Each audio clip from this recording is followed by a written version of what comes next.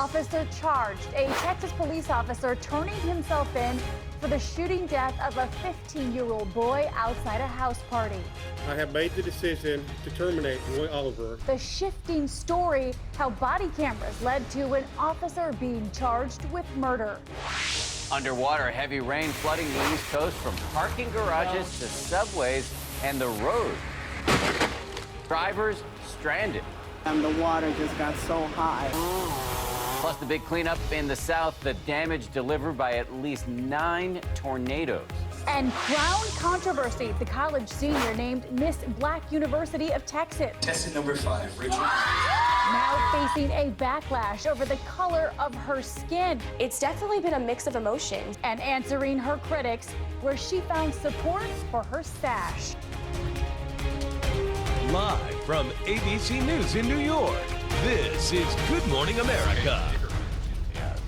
Hey, good morning, and let's get right to our top story. President Trump waking up at his golf club in Bedminster, New Jersey this morning, basking in the glow of his party's victory on health care. But the pushback's already begun as members of Congress return to their home districts, where we're expecting a bunch of town hall meetings starting today. Now, we've already seen protest voters angry, in particular because of threats to coverage for people with pre-existing conditions. That concern all over Twitter, where the hashtag I am a pre-existing condition was trending on Twitter for hours yesterday. However, we should say this Republican bill to repeal and replace Obamacare has a long road ahead of it.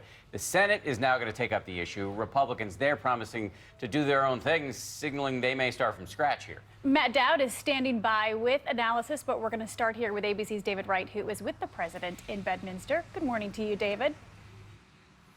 Good morning, Paula. Good morning, Dan. You know, Republicans are celebrating victory still over the passage of this House health care bill, but a lot of them are returning home to their districts to find the storm clouds gathering.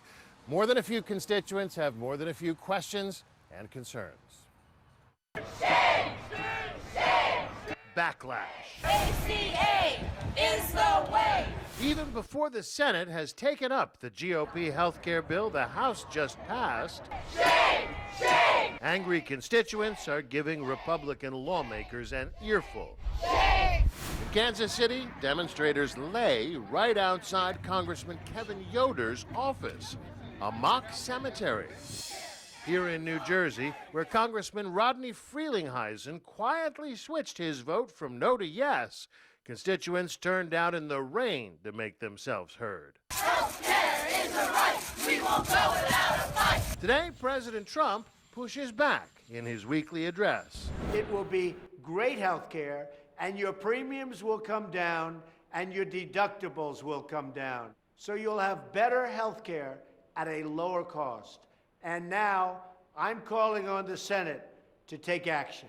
Trump finds himself defending not just the GOP's health bill, but also his praise for Australia's single-payer health system. You have better health care than we do. Thank you, Mr. President. We'll quote you on the floor of the Senate. Trump tweeted, "Of course the Australians have better health care than we do. Everybody does. Obamacare is dead, but our health care will soon be great." Trump is taking the win. Repealing and replacing Obamacare will be a big, big win for the American people. Now, the health care debate is far from over. The Senate expected to make some big changes if it even passes the health care bill at all. The president, meanwhile, at his country club here in Bedminster, and he's talking about how he's saving the taxpayers' money by not staying in New York City. Dan, Paula? Yeah, that seems to be a hot topic. We're going to get to that in just a second. David, thank you for your reporting from Bedminster. We want to bring in our political ringer, ABC News consultant, Matt Dowd. I call him Matty Ice because you're clutch on and off the field for us. There's really no telling why you call me that. I'm not really sure why, but just embrace it, okay? A window into the mind. Yeah, don't try to go there, you guys. It's dangerous territory. So David just addressed it. The Senate is expected to rip this bill up. How do you see this all going down? They're going to chew through it faster than the horses at the Kentucky Derby in the stables in grain and hay. I expect this to take a long period of time. I think the Senate isn't even going to look at their bill first. I think they're going to go off on their own. I think the two bills will be substantially different. Then they have to go to a conference committee, so no telling when that's going to get settled, but I think the Senate, unlike the House, is going to take their time on this. Democrats are really crowing about the political price they believe the Republicans will pay for this bill. Are they right about that? Well, I think they're wrong about crowing, because it's always bad to crow in the middle of the first quarter when you actually don't even have an election and the things you don't even face. I think the Democrats were already positioned well in this midterm election to pick up a lot of seats, especially in the House. And I think this bill is going to help them. Every time that this kind of thing has been passed, the party that passed it suffers in the election, like Barack Obama did in 2010 when they lost the House. Let's talk about a victory for Trump. The president is touting the latest jobs numbers, the lowest unemployment in over a decade. We've seen wage growth. How good is this particular news for the administration? Well, it's good news. It's obviously good news for the country. It's good news for him and the administration, though he has to string together a lot of these in a row for people to feel like they have real impact. Keep in mind, though, the unemployment is low, and it's lower than it's been in 10 years, as you say.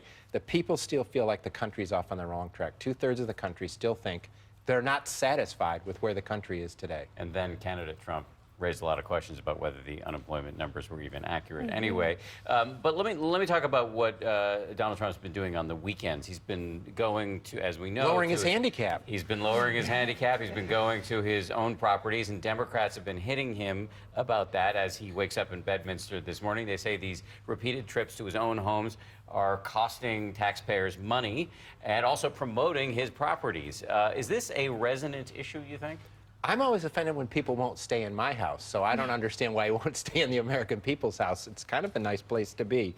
I think it only matters, these kind of things only matter if the country begins to turn badly. If the economy falls, if we're in an international problem that the country blames him for, then they'll use that, the fact that he's not at the White House, as a way to fault him in that. But if the economy continues to grow and he seems to handle things internationally well, then I don't think it fundamentally will matter to the American public, but it will turn on whether or not the country is doing well. If it's not, as I say, they'll begin to point out things like that. They did it for President Bush. The country didn't care whether or not he went to Crawford all the time. They cared as soon as Iraq turned against and the economy turned bad. Good point. Matty Ice, thank you very much. Really appreciate it. It's gonna stick. We could come up with It's gonna stick. Okay. It's going to stick. Sorry, dude. Again, Matt, thank you. We're going to turn now to the developing political story overseas, an eerie echo of the American presidential campaign on the eve of what may be the most important election in modern France, pitting a far-right candidate against a centrist. We're learning of a huge hack, and ABC's Jennifer Eccleston is on the story from London. Jennifer, good morning. Good morning, Dan. Centrist presidential candidate Emmanuel Macron's campaign calling the document dump a massive and coordinated hack.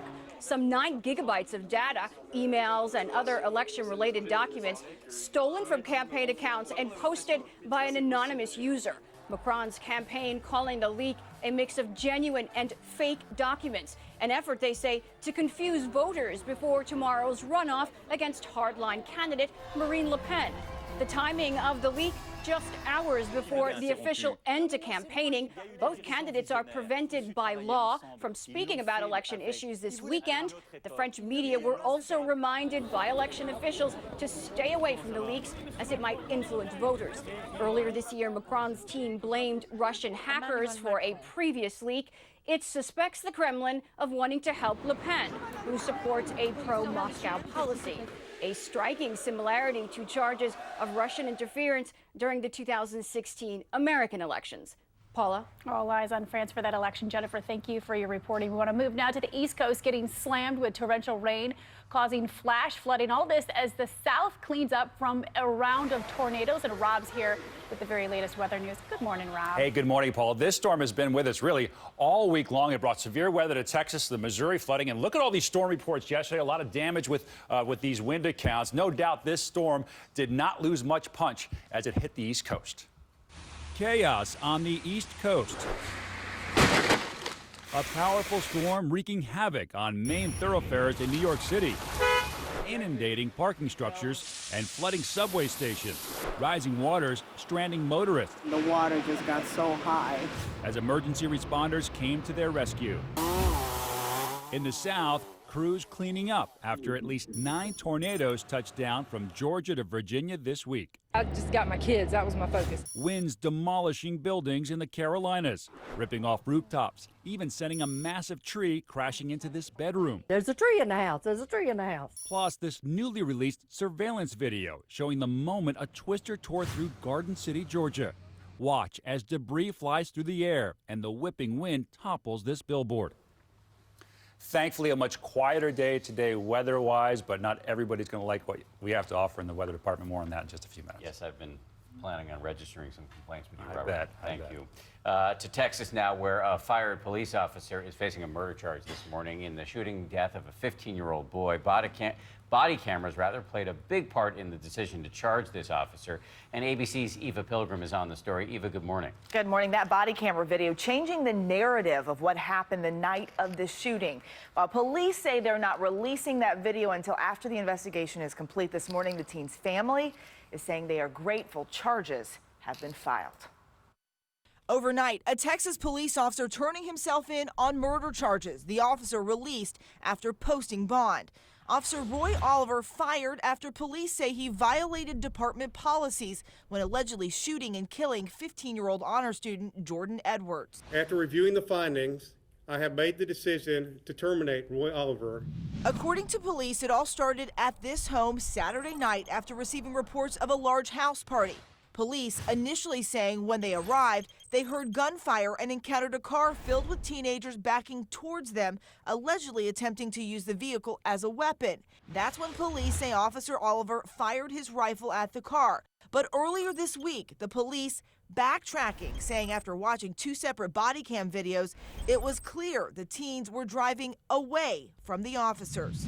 Some chairs for you guys. The teen's parents wiping away tears, telling ABC News the magnitude of his horrible actions cannot be overstated, and that our family is working hard to deal with the loss of our beloved Jordan. They want to see him prosecuted. They want to see him convicted. Now, a community grieving, remembering the promising freshman football player. We will never forget Jordan and the impact he had on all of us. And we have reached out to the officer's attorney and have not heard back. He faces up to life in prison if convicted. All right, thank you very much. Such a sad story, Eva. Thank you. We want to move now to the fraternity members from Penn State who are facing manslaughter charges in the death of a pledge. Now, the alleged details of Timothy Piazza's final hours are beyond disturbing. His family is now speaking out, and our Gio Benitez reports on what prosecutors say happened that night.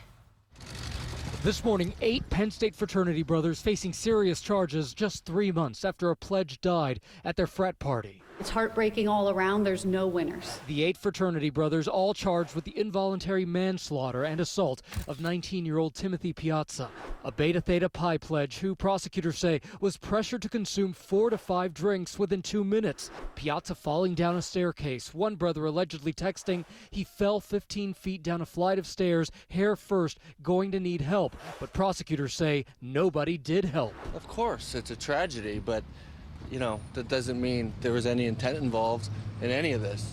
The charges come after investigators found surveillance video showing it all unfold. One student, they say, urged them to call 911, but was overruled and shoved into a wall. Piazza tries getting up over and over again, but keeps falling. It wasn't until the next morning that they finally called for help, after prosecutors say the frat brothers had removed evidence of hazing and alcohol and had coordinated a story. This is the result of a feeling of entitlement, flagrant disobedience of the law, and disregard for moral values. The university already permanently banning the fraternity, saying hazing and dangerous drinking are not permitted. And this morning, we know that another 10 students are also facing other charges, but no doubt those 8 fraternity brothers are facing the most serious ones. They're expected in court again later this month. Dan and Paula. The cover-up just adds insult to injury for that family. Our hearts go out to them. So let's send things over to Ron Claiborne for a look at the news headlines this morning. Hi, the bespectacle, that's Dan's favorite look. Bespectacle today. Good morning to you and Dan, Adrian, and Robert. Good morning to you. Good morning, everyone. We're going to begin with breaking news overnight in Massachusetts, where a police officer was shot in the face at a Braintree Motel 6 just south of Boston. Police say officers went to the motel to check the warrant status of the suspect. When they got there, the man opened fire on them. The suspect was later found dead in his room at that motel after a standoff. The injured officer undergoing surgery overnight. He is expected to recover. In Washington, President Trump's nominee for Army Secretary Mark Green withdrawing his name for consideration for that office after growing criticism about remarks he made about Muslims, gays, lesbians, and transgender people. Green, a retired Army flight surgeon and Tennessee state senator, says the attacks against him are false and misleading. New details released about the suicide note that Aaron Hernandez left for his fiancée before hanging himself in his Massachusetts prison cell last month. The former New England Patriots star writing, quote, "I told you what was coming indirectly," and telling her, "Share my story fully," adding in a side note, "You're rich." The letter is one of 3 notes found in his cell. Details from the other 2 were not released. Country music legend Loretta Lynn is recovering in a Nashville, Tennessee hospital this morning after suffering a stroke. Lynn, who just celebrated her 85th birthday, is said to be responsive and is expected to fully recover. She is following her doctor's advice to rest and is postponing her upcoming shows. In San Francisco, a large sinkhole nearly swallowing up a big rig and stopping traffic nearly 2 hours. The driver says he had stopped the flatbed when it started rolling or slowly sinking onto its side. He was able to escape unharmed. Investigators looking into what caused that 15 by 15-foot hole in the ground. And finally, pro football running back star Eddie Lacy doing a little bit of spring cleaning. Well, actually, it's a lot of spring cleaning. Check this out. People in Green Bay, Wisconsin, lining up around the block to buy everything from Lacy's old Packers gear, his now former team, to video games, even his laundry detergent. The NFL star purging all that stuff because he's moving to Seattle to play for the Seahawks. And they're not mad at him? No. Packers fans are the best. To be a 2-day sale.